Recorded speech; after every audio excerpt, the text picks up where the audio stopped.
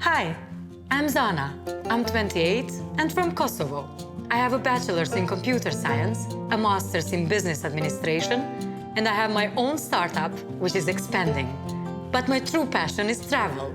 And I thought, since it's my birthday soon, what better way to celebrate than to travel around Europe a bit?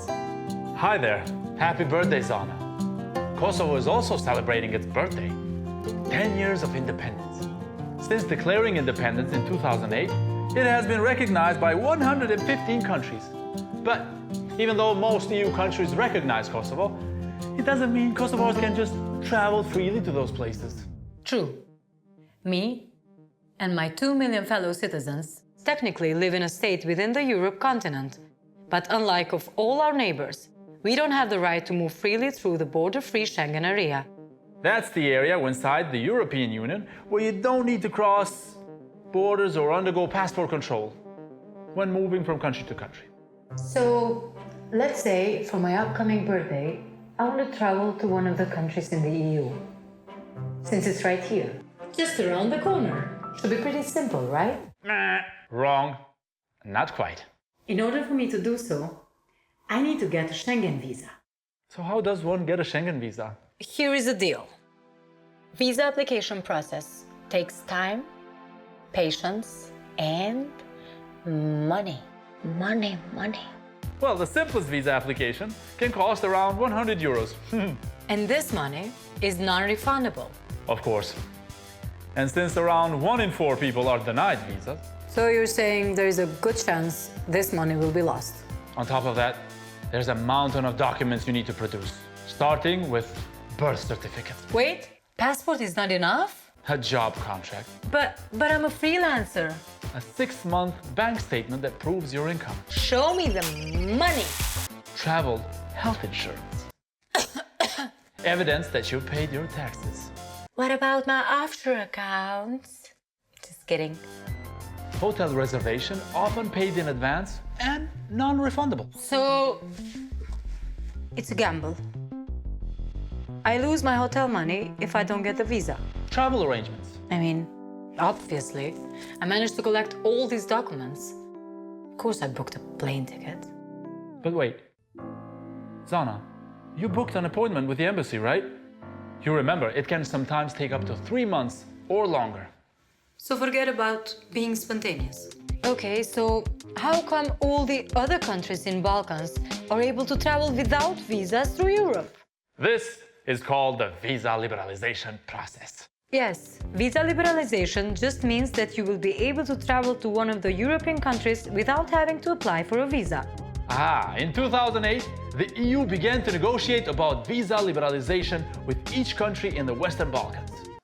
And of course, except for Kosovo.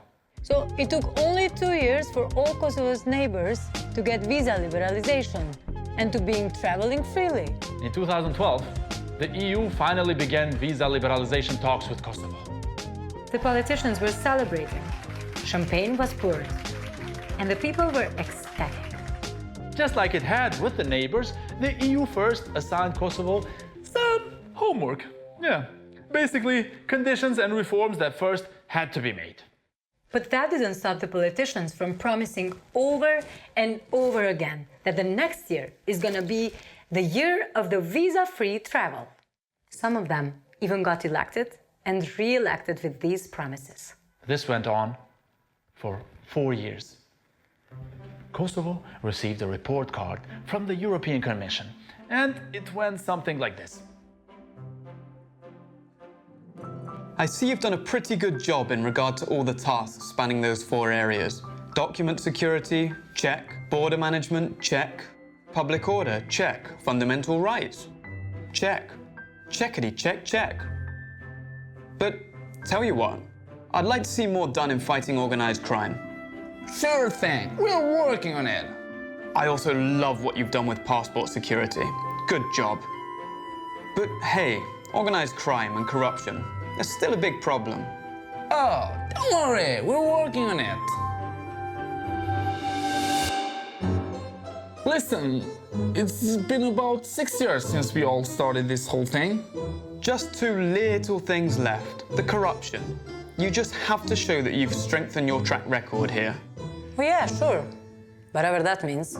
Oh, and the second thing, you have to ratify your agreement with Montenegro on border demarcation. Wait, what? You just added that?